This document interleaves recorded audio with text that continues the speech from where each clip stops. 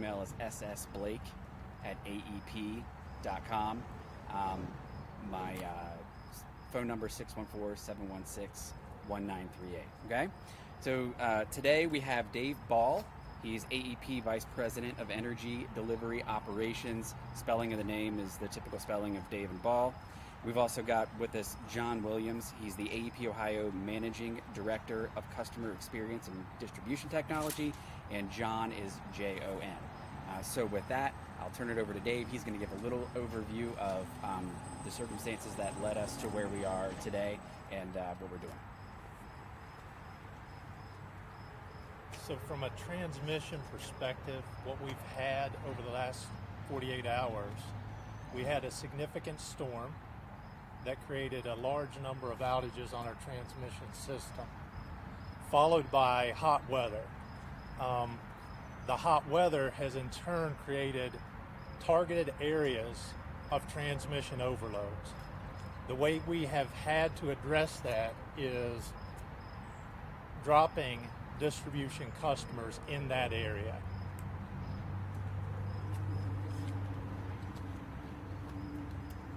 Thank you for the opportunity to be here today. So we're going to open it up to questions and go from there. Yeah, this event threatens to undermine the public's trust in you guys.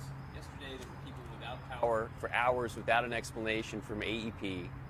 How do you guys, in good conscience, explain how that was handled, given that not everyone has the choice on who is their utility provider? Yeah, so we've communicated the reasons and where we are. We started communication yesterday and have been going through this. There's another update coming out as we speak. I think it's not already out. So I think to answer your question, I think it's more that this is an emergency situation. This was an emergency situation caused by, as Dave said, transmission outages that caused an overload situation in the very specific areas that we had to operate the system to preserve the remaining transmission assets in the area. So it was a critical, immediate need to do that. And then from that, the assessment is ongoing. Modeling is run consistently to determine where we are and what we can do in terms of load. And it's a combination of the high heat and the restoration effort that's underway right now. Can you explain where the damage was to sort of your transfer lines? Because we were all here in Columbus during the storms that passed through the other night.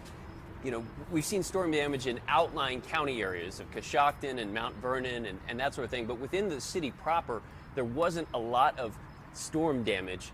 And yet those are the people who are bearing the brunt of these outages, as people within the 270 Beltway. So explain why those folks are the ones without power.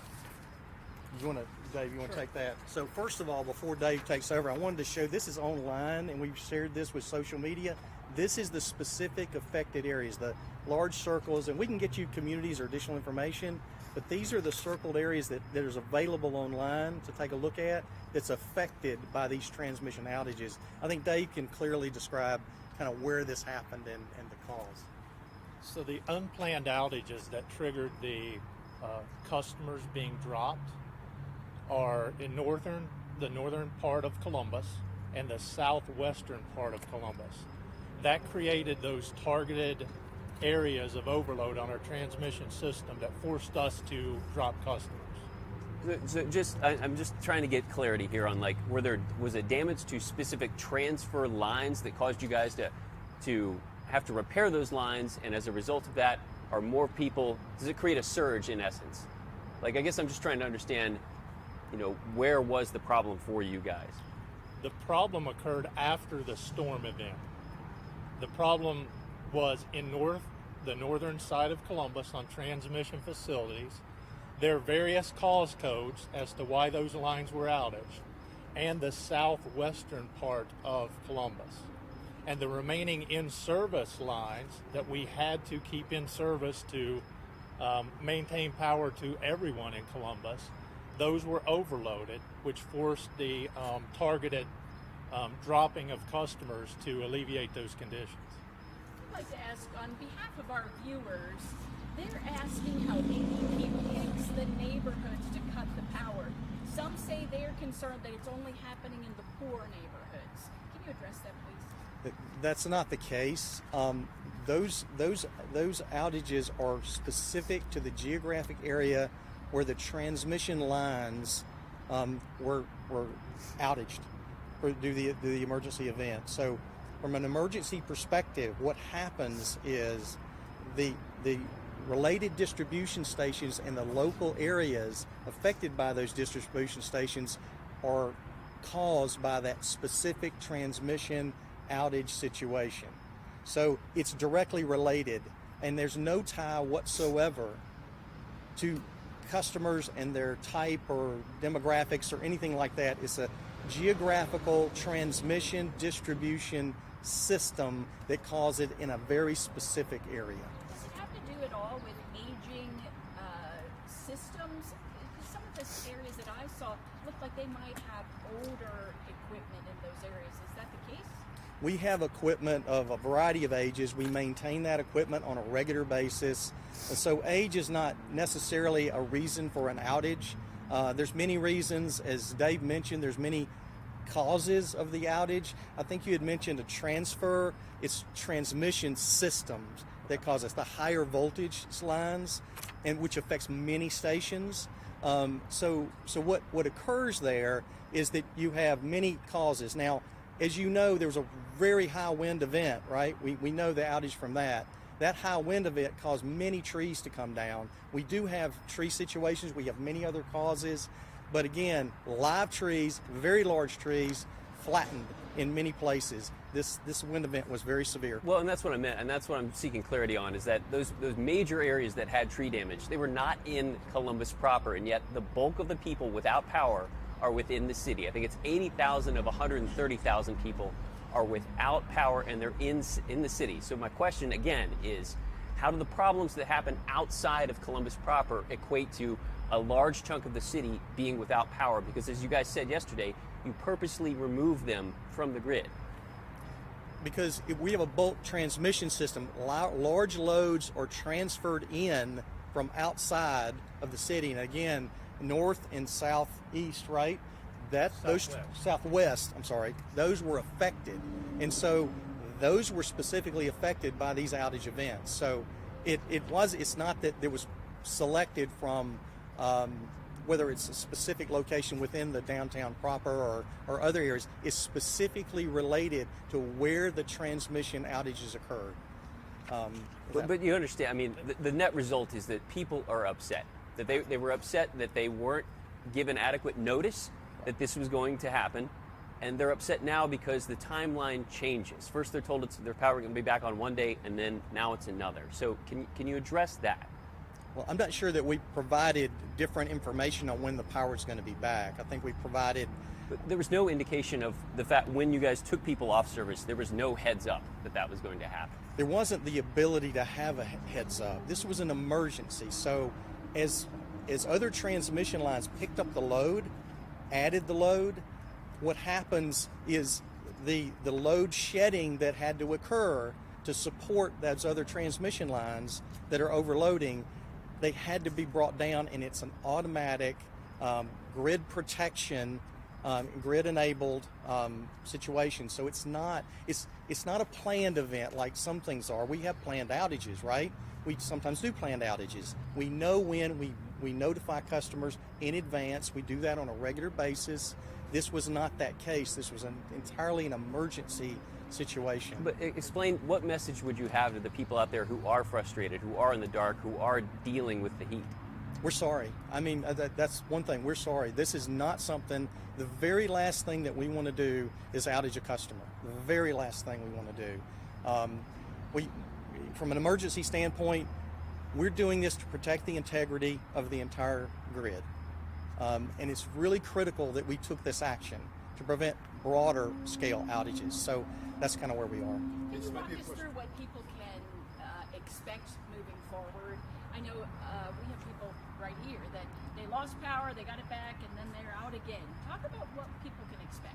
And that is occurring, by the way. We are seeing some additional emergency outage situations that are occurring as it heats up. And we're outside today. As it heats up, you can see that we are having loading. Until we get the transmission lines that are down repaired, and that effort is going on right now, then we could expect additional outages. We've communicated that to customers in the affected areas. Again, this is I'm sorry to point this out to you, but I think it's important that viewers go and look at social media, AEP website, and you'll see this, because these are the areas that could be subject to further outages, and some of them have seen that. So also we're communicating to those customers on social media and the various platforms we use, press, and we appreciate you coming in to talk to us and share the word with all of our customers. It's important to note that customers need to take precautions in these areas to get either support or help from their family, their friends, the community, to contact us. On our outage map at aepohio.com, on our outage map, there are cooling centers located on that map for people to go to. We notify our critical care emergency customers, hospitals, nursing home, critical care facilities. We've avoided those in this planned outage reduction. We've avoided those P1 major hospitals and critical care and others. We've avoided those, been able to do that. We also have life support, residential life support customers. We've notified them. We'll continue to get the word out to them. We encourage our customers to call us if you need support, need help. We have contact with multiple agencies and others. We're working with the state of Ohio and every county emergency response team. So we're communicating that on a regular basis. Are the people that are the only people who should be worried about more rolling outages, are those the people in those red circles, or do you expect that area to expand later today? Well, these aren't rolling outages, so I think that's maybe a misnomer. Okay. These are emergency outages that we have to execute, and the power has to. Sometimes when you think about rolling, you think about something that kind of rolls from customer to customer. This occurs, it has to occur in these locations for these circuits on these stations, because quite simply, if we don't do it that way, we could stand to lose the other transmission lines that are supporting the broader area. So if I'm not in that red circle, am I in the clear? Well, at this point, what we know today, and I'm looking at my transmission counterpart here, who's watching that very closely, this is the limit of where we are and where the issue is. Where was the location of you say transmission lines to the northeast of town, correct? To the north, yeah. To the north. Where exactly is that facility, or is it one particular facility? It's transmission lines, but, go ahead, Dave. Explain where that. Yeah, when we're talking, for the layperson, what does that mean? There are multiple 138 kV lines in northern Columbus area and the southwest area that are out of service right now. And that is what's creating the overloads on the lines that are remaining in service. And those particular lines were damaged by the storm, i.e. trees hitting them. They were either directly damaged by the storm or events that happened after the storm. But everything is related directly to the storm event. Those lines, they bring power into the city, right? That's correct. And so there's just not enough lines to bring enough power to something. There's not enough lines in service currently to bring power into the city. Correct. It's important to note that we have a robust system. I know it doesn't feel that way for the customers out of power, and we certainly apologize for that, but the remaining lines are not sufficient today with the combined high heat and the lines that are down to support all we need. So we have to bring the load down that's affecting those bulk power lines. And 138 kV, that means 138,000 volts. Your socket at home is 120 volts. To just give you some idea, when I say bulk power, I mean high levels of load, high levels of power to serve many, many customers. That's the issue. Is this an indication that our grid is fragile, and could customers, 6 months, 8 months, 9 months down the line, anticipate you guys going to the Public Utility Commission and saying, because of what happened last summer, we got to now do a rate hike? Are those two things sort of correlated? from a planning perspective, we look at these things on a consistent basis. I can tell you that this is a very, very unusual event. I've been with the company a very, very, very long time. This is very unusual to have this type of event occur. But the question about the fragility of It's our not. grid, it's not? It's not fragile. Okay. And on the potential for rate hikes, does that happen? When you have a storm system like this that takes out power, is it something you guys go back and look at and say, because of this, because of the costs associated with this, we've got to pass that along to the customer? Well, in major storm events, we do have recovery mechanisms for those sorts of things, but that's not our worry or our concern at this point. It's not. Could you give our viewers some guidance on, you touched on it briefly, people that have medical issues. We're having some people talk to us, they've got oxygen, that sort of thing. What can they do? What should they do? And also guidance for food. People are saying, AEP should reimburse us for the food we lost. What can you tell us about that? That's a very, very difficult situation. Again, we encourage customers to talk to their friends, family, talk to local agencies. The communities are all involved in this to try to help provide some of those resources. So community action agencies, others, we encourage customers to reach out as much as they can and certainly talk to us, call us if they're having issues. We'll do the best we can to assist them. And it's a very difficult situation. How many crews do you have out working, and what's the timeline maybe? So I can't speak. Do you know the number of crews? I don't know. I don't know the exact number, but we have sufficient resources and are adding resources as we speak. So we, from a planning and distribution transmission perspective, we do have the resources necessary. We brought resources in from multiple states to help with this event. It's very serious, and we're taking it very seriously. In terms of restoration right now, our estimated time of restoration still remains Thursday night around midnight. That's where we are today. Things can change. I don't want to encourage customers to kind of take that, but we'll keep updating that information. I'm sorry for repeating yourself, but some people are wondering, can you just shift neighborhoods and rotate, maybe have a different neighborhood bear the burden of an outage? Unfortunately, in this case, you cannot. This is a very specific geographic transmission-related event. It's affecting very, very specific areas, so we can't change it and roll things and do things like I think I was correcting that nomenclature there. One thing that customers can do, and I would encourage them to do that, we are approaching a peak time, and that's going to run for us and for the load on the system in these affected areas around 12 to say 7 p.m., noon to 7 p.m. Could run a little later than that if customers have the ability for optional type of loads like washing dishes or washing clothes or things like that.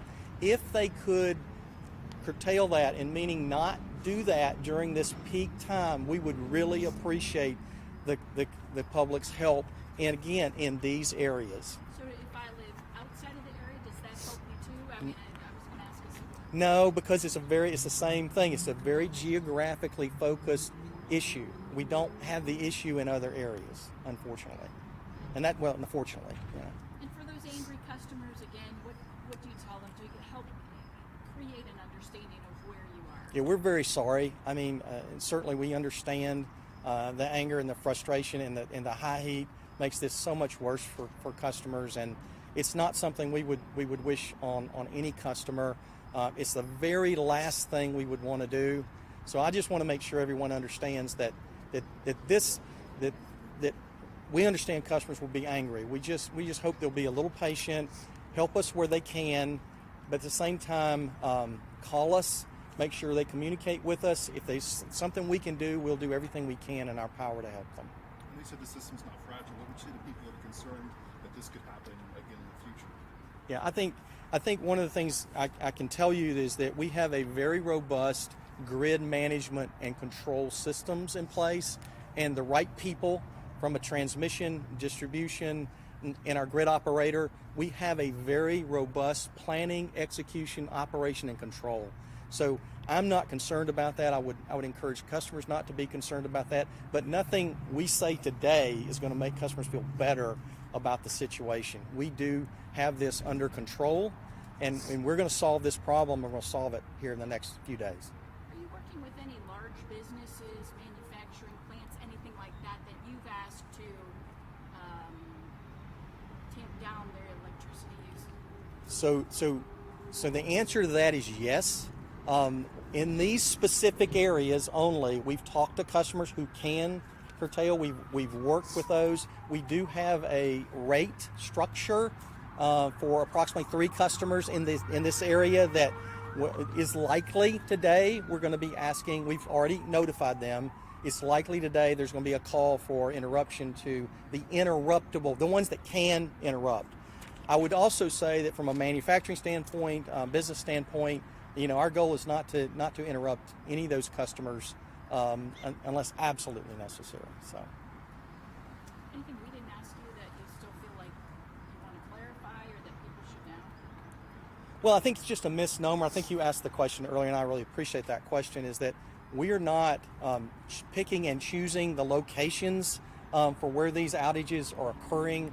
It's strictly a location by geography, by transmission outage, and the impacted stations by that transmission outage situation. That's what's happening here.